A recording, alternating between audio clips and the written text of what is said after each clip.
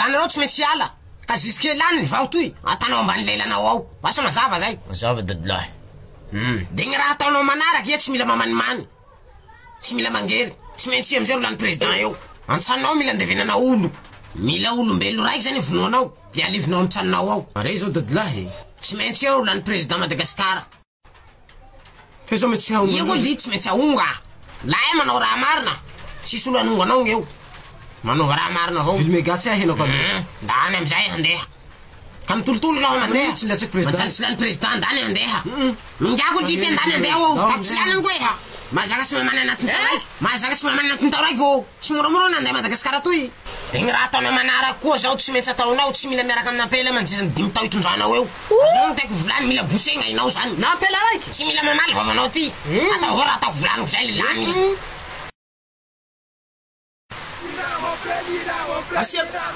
asiako téléphérique teto Madagasikara eto toliara zany salama basta tanindrazana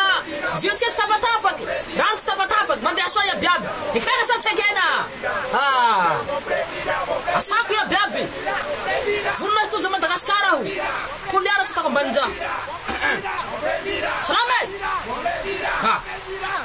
asika zay benaro soa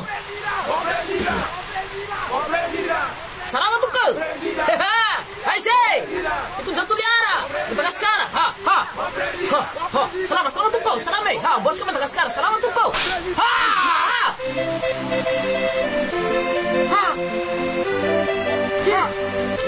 sécurité pourquoi ça va tapis zone filoam-pirenena itunja Madagasikara ty vaovao pretia milao miala sy filoam-pirenena zao lasa say impoly hianatsy amy centre fidy ao miala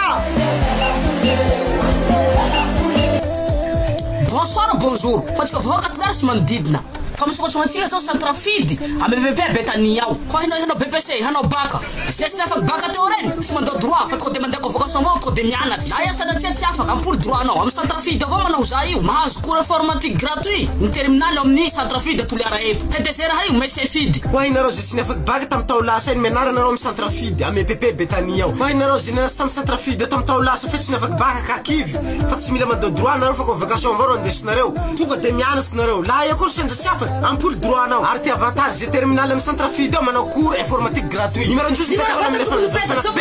président